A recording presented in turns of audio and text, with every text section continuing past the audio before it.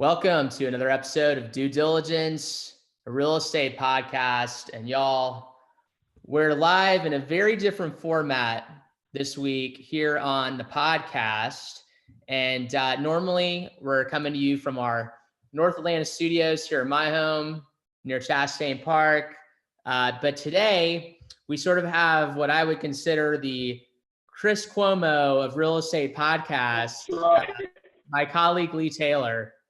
I need a haircut like Chris got the high and tight. I need a haircut like Chris. And by the way, sound test, how was that?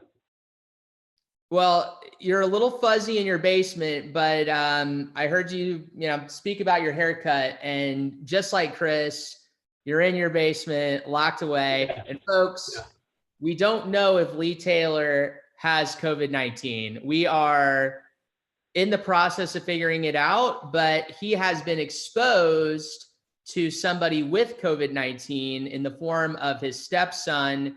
Yep. Became aware of that on Monday, I believe. Tuesday morning. No, Tuesday at 8. And so you had to find a test center. You've done that. You're waiting on the results. And unfortunately, until we know that Lee Taylor is negative, we're not going to be doing this podcast with our normal studio quality, but we're happy you're here and alive and well, sir. Thank you. Thank you very much. Yeah, we have the whole house is, two people have tested negative. One has tested positive. We await my version of the test and the au pair's test, which is coming any day now. Gotcha. Yeah, well, and I feel robust and healthy and look amazing for 54. With our normal studio quality. You do look pretty robust. I'm not gonna lie. I grew them today. I did some shaving, pluck my ear hair. The only thing, like I said, this is some crazy hair. Look at that. What you wish. Oh man, I'll tell you, you look good. So. Folks, we're back on the podcast. And again, we're coming to you on behalf of the Wieloch Group at Compass. And we're here to just tell you about the remarkable lives of real estate agents, as always. The fascinating field we run in. Share market insights, share some news you can use. And during COVID, that's our main objectively. I think you agree, to provide information to help people stay informed. And so what information does. That's right. So unfortunately, folks, for those of you that aren't in the real estate business, it's really hard to transact when you can't be somewhere. And because Lee is sheltering in place, we may have to assist him in his showings in the coming days. So it's not unfortunate. We're happy to help you as a team. But this is what we do, just like a vacation. We'll help Lee show some homes, maybe write some contracts, and we'll keep things going. I'm going to keep somebody busy this weekend with 2 different buyers. I'm pretty confident. And I get to deal with all the incoming offers for my new listings. So I'll just be home, sifting through them with, my clean, soaked up hands and just wait for those contracts to come in, Jason. Really, it's just a sanitary negotiation from home. It is. All right, folks. Well, we're going to talk about some things that are redundant this week to a degree, but we're talking about the same thing. The market's moving fast. I think you saw, we had another supplement to our normal podcast yesterday with mortgage expert Mark Moore. He's one of the best in the state, if not the country, at what he does. And right now, it's more volatile than ever when it comes to things changing, information changing. It's not this sort of like month to month, quarter to quarter type of pace where, we can't talk in a normal market. We can't talk about the mortgage market week to week and really draw anything of significance, right? But right now, information is happening quickly. So there are things to report in the same space every week. And so we had a great discussion yesterday. I want to talk about rates for a few minutes. And we're going to also talk about some of the short-term instant impacts of COVID already in real estate. And more numbers are going to start to come out. But what we do know already for sure, which we've already talked about, is GDP is way down.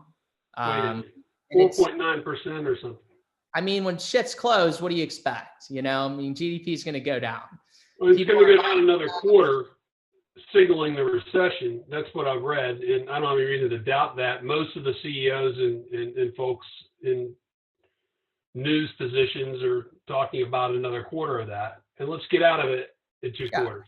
How's that sound? I would love that. Yeah, I'd love to join. Atlanta housing will be part of the growth. I mean, we at least have something to look forward to here, which is fervent buyers. There are a lot of people who want to take advantage of this market. Well, I can't wait to join you in person in future GDP growth very soon. Yes.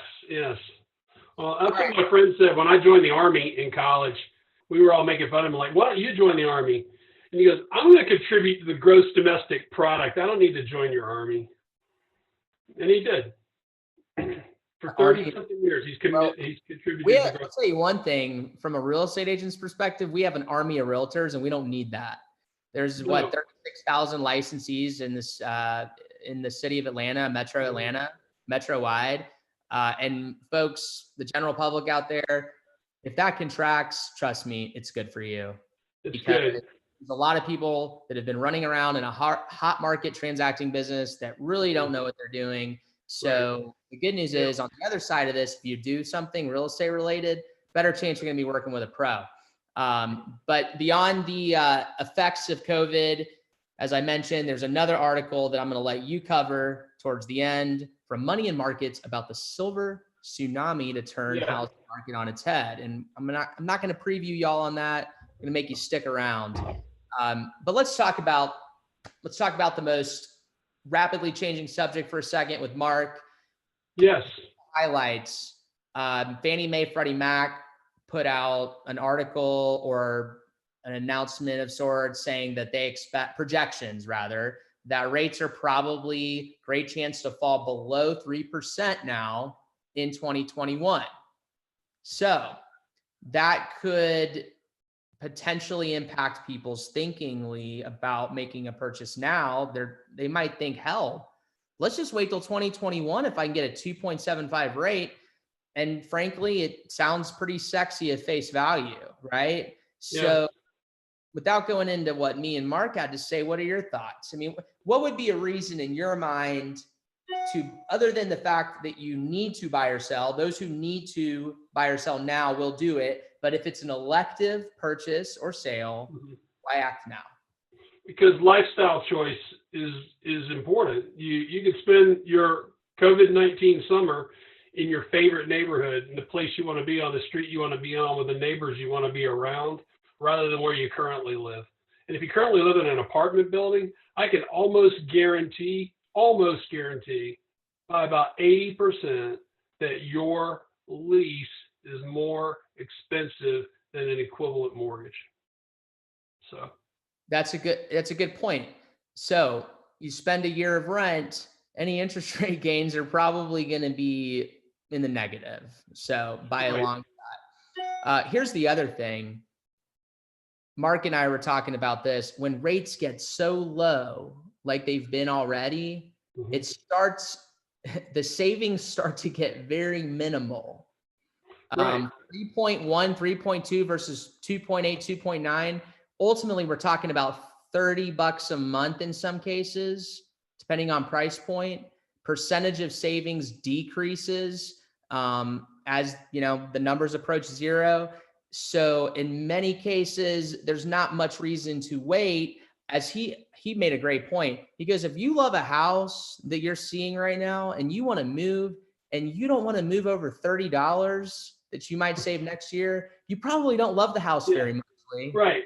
Yeah, $30 a month. The other thing, Jason, is the move-up buyer. And a move-up buyer is often making a lifestyle choice. It could be a school district, or it could be, I want to be in my favorite neighborhood. I'm an empty nester, but they're moving from one place to another in the same market. So if they sell now, prices may not favor them, but demand favors the sellers. There are so few for sale and so many people wanting them. So there's that. And then you got to go out and find something great. Well, something great comes on the market nearly every day. Today, I put a house on the market in Pittsburgh for $500,000 in 5 hours on Zillow, 578 views and 16 saves. That's huge. I've never seen stats like that. 16 saves in 5 hours. We already had a showing today, and it's just 7 hours old. So that's how fast the great properties move. Yeah, if there's going to be a vast reduction in real estate, it's a very lagging effect to all of this right now because it has not taken hold. Defaults and all that haven't showed up, right? I think deals. Well, I'm sort of stumbling over my words. I kind of want to go back to Mark for a second. Another really good point. Prices and interest rates can many times work inverse to each other, right? So this year, you might actually get a little bit better deal than 2021 when things start to recover economically. So you might save some interest rate, but you may pay a little more. Those things may end up balancing out anyway. Yeah. Because there's a lot of people that think they know. Stimulate the market, dude. Lower rates are going to stimulate the market. Buyers will be out in droves at 2.75. Yeah.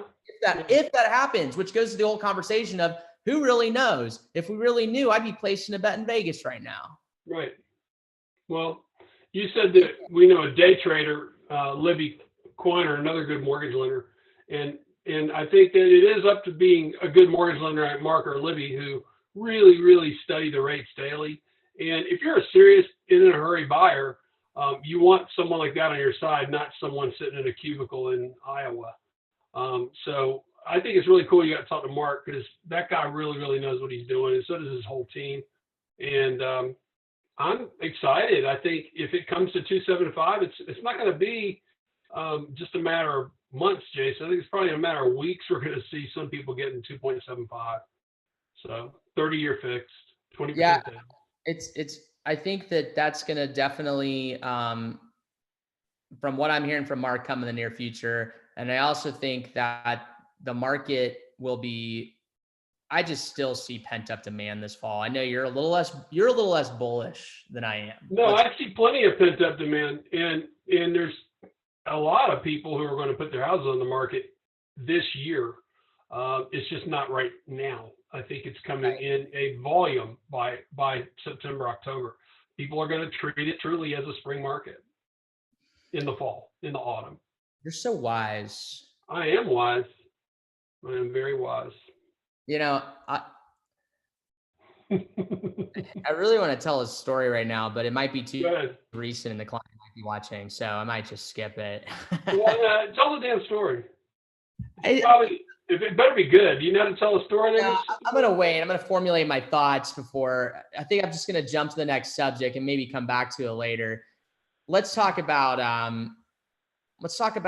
COVID and how hard has it already hit real estate, right? Because we're talking about the strength of real estate, but there are some, there's some numbers out there that are concerning or could cause pain for buyers because some of it's related to supply, and lack of supply makes home buying painful.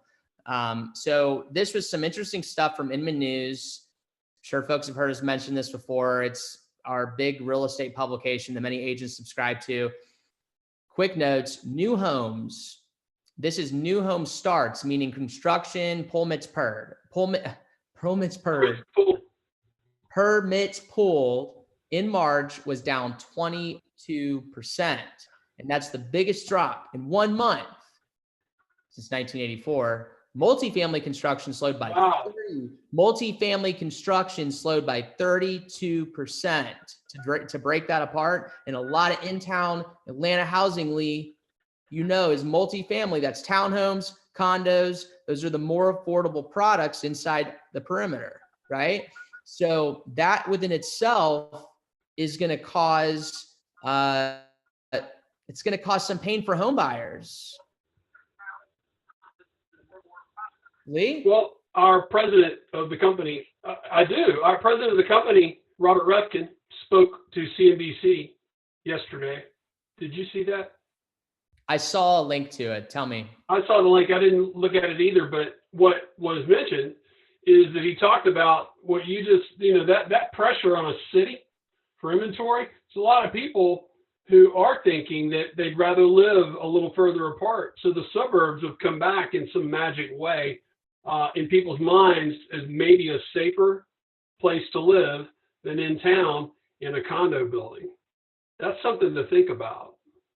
Depends on the building. In many cases, how it presents itself, it could affect how some people look at condos. But we're certainly going to have more condos lost in townhomes, just like we did in 2007. They were the fastest rising piece of inventory. Do you remember, you have you tend to think there's going to be more distressed sales than I do. Because not necessarily distressed, but in this case, more inventory for condos lost in townhomes, because there's just naturally going to be a sell-off. Well, what's the in-town market? What's the in-town index that you've been forming every week say? Yeah. Well, it says that the folks who are absolutely missing the market are about 25% off on average in price. That's a very general statement after looking at it for 3 weeks. So okay. I'm going to have 4 weeks of data and a comparison of April today. I'll see if I can compile it all by tomorrow with what sold, what pended, what happened in April, because it's interesting to know how 2020 April compares to 2019 April. And that's going to be the start of a monthly index, is we'll have all the numbers for this month compiled against last year. I like it. We're starting to get some data points, folks. But the thing, what I want to watch is pendings, because pendings, again, give buyers confidence that other buyers are doing this. Other buyers are out there finding great buys. And then I want to compare it to, for sellers, hey, here's what's happening. If you're going to move your property, this is where it's happening. And down here, you're failing to sell, or maybe up here, prices are too high, on 25% high.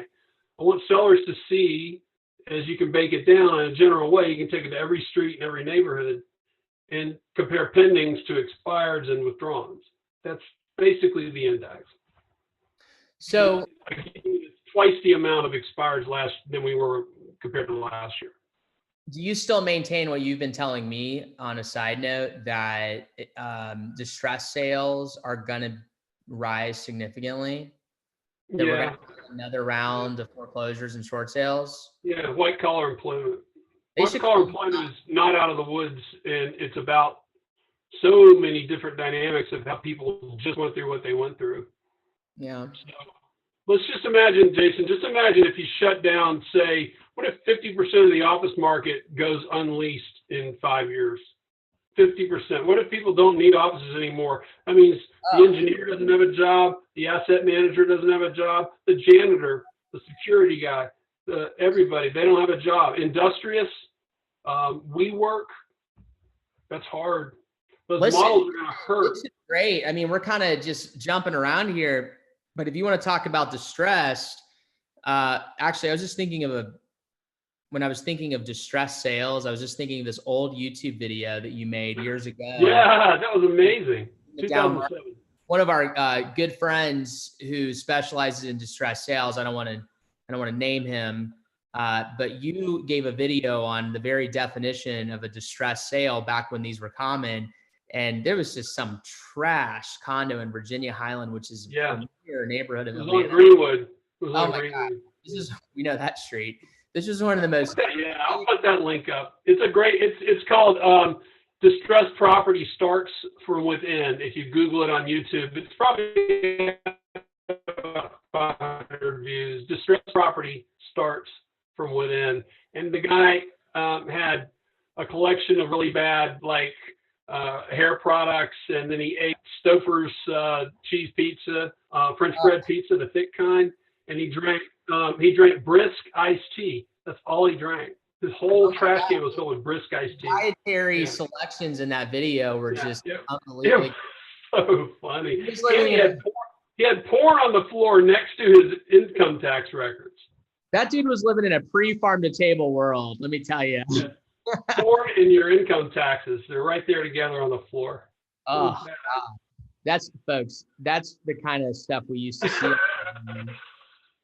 I mean, look that up. I'm curious, 10 years ago, we would see these just, effed up listings, man, with black mold and trash, or just people that completely were like taking a sledgehammer to a house because they were so pissed off because they were getting foreclosed on, which was sad. But I mean, we've just gotten used again to seeing all these beautiful listings in the last few years. So I hope we don't see any of the distressed stuff. I saw a distress sale this past weekend, Jason, on Sunday with our client Daria. I mean, clearly the person had been evicted by the sheriff, and this property was on the market with a completely unprofessional approach. It looked absolutely terrible.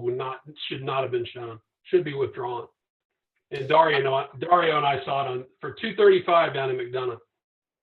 All right, let me throw a few more stats in from this, how real estate's affected or been affected by COVID. Some of this is not all necessarily market related. It's also industry related, right?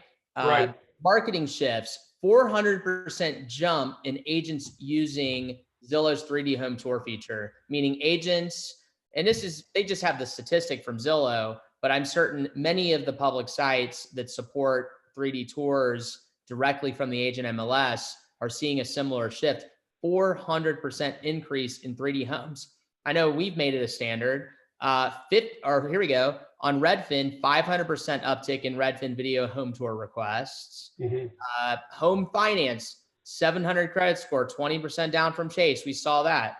120 days. That's the window on appraisals for FHA, USDA, VA, and Fannie and Freddie Mae backed loans, which I don't understand that, because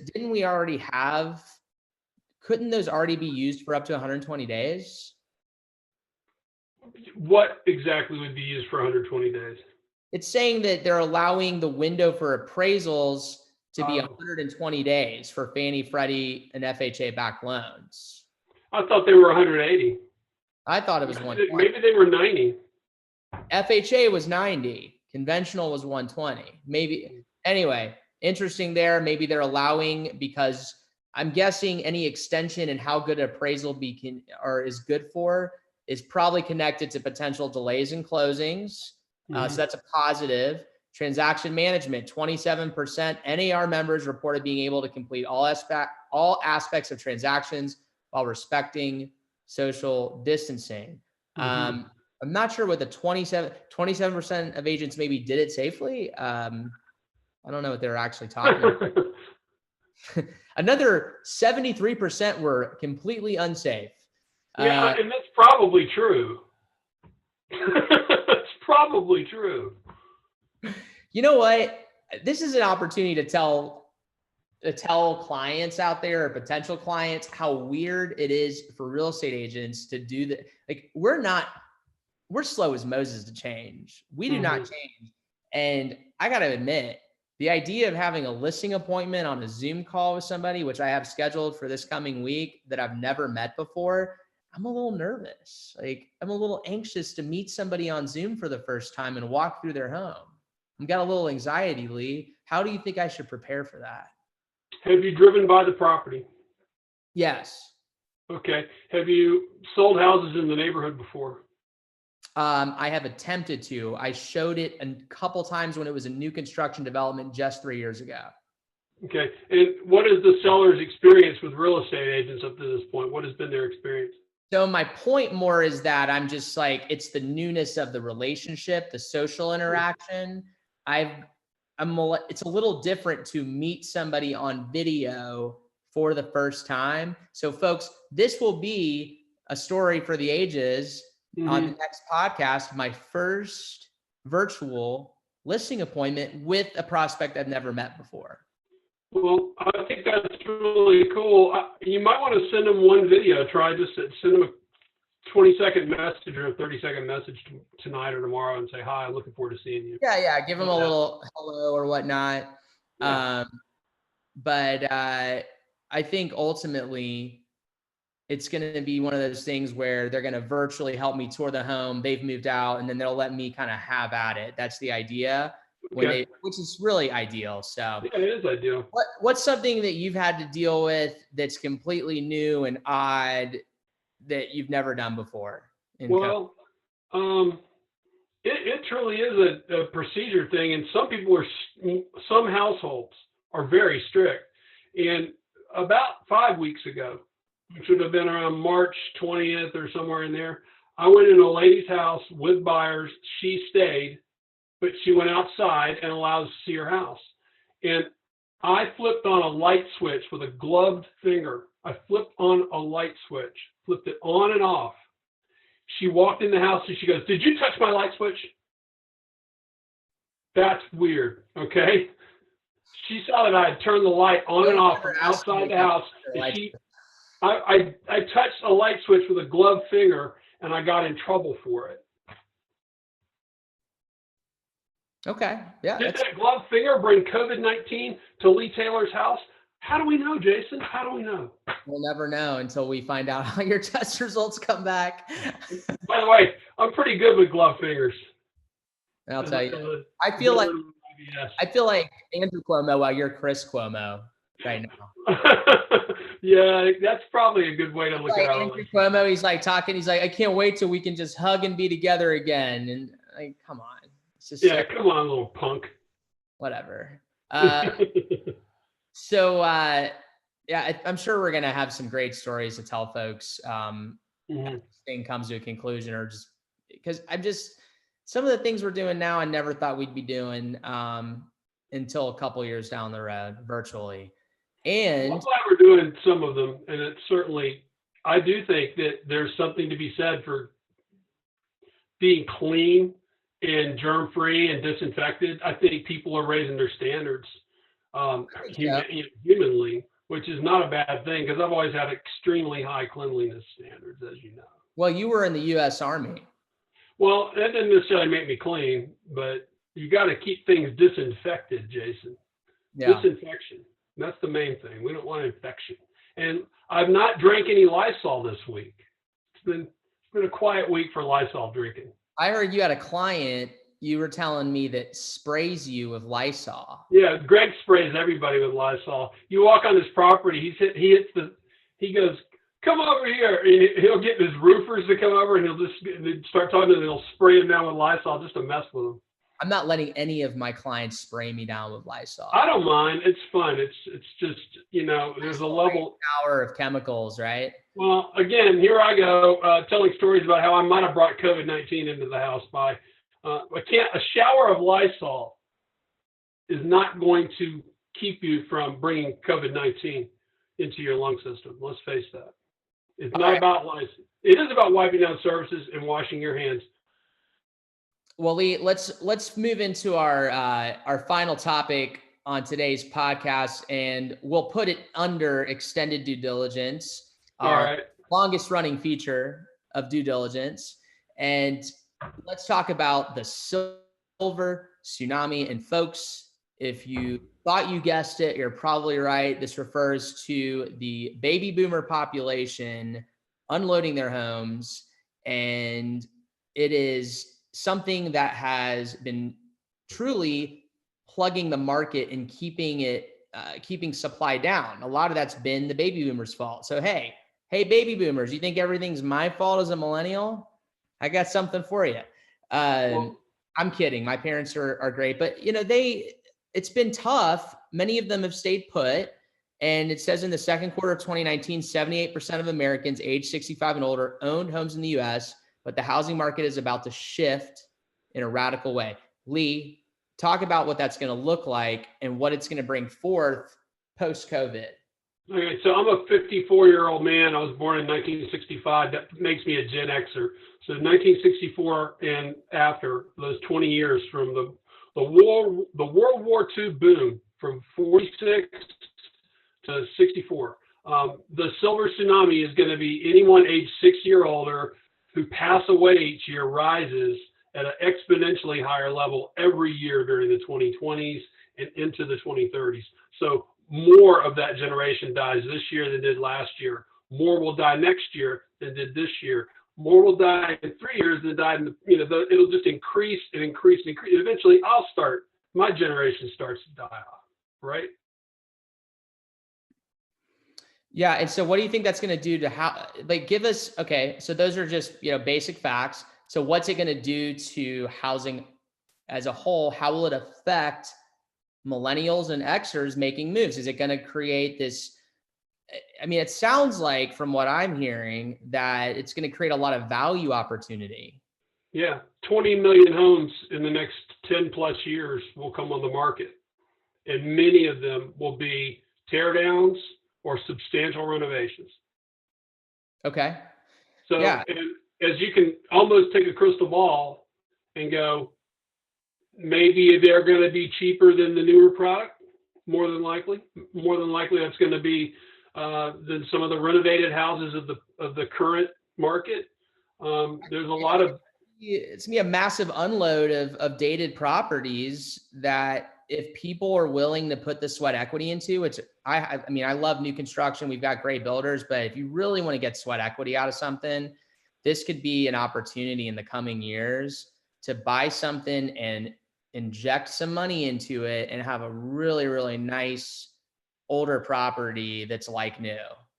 Well, here's the numbers is that of the people aged 60 or over, only like 9% of the houses coming on the market in Atlanta, Sandy Springs, our area, is going to be 60 plus in the next year. But in the next 10 years, it's going to be 30, what does it say here, 20.9% per year. So it'll double in 10 years and stay double for a number of years, say double digits. So it's a phenomenon that we know, folks. I live next door to ladies who've been in this neighborhood since the 1960s. My two neighbors.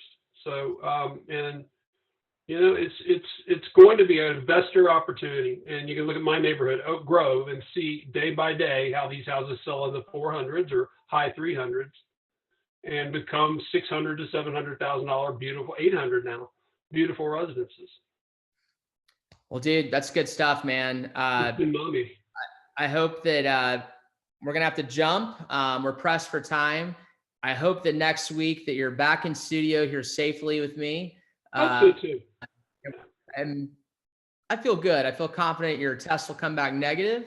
Yeah. And we're just going to continue to do what we're doing each week. We're going to have some fun. We're going to tell people stories. We're going to inform people of the market. And Due Diligence is going to keep on rocking.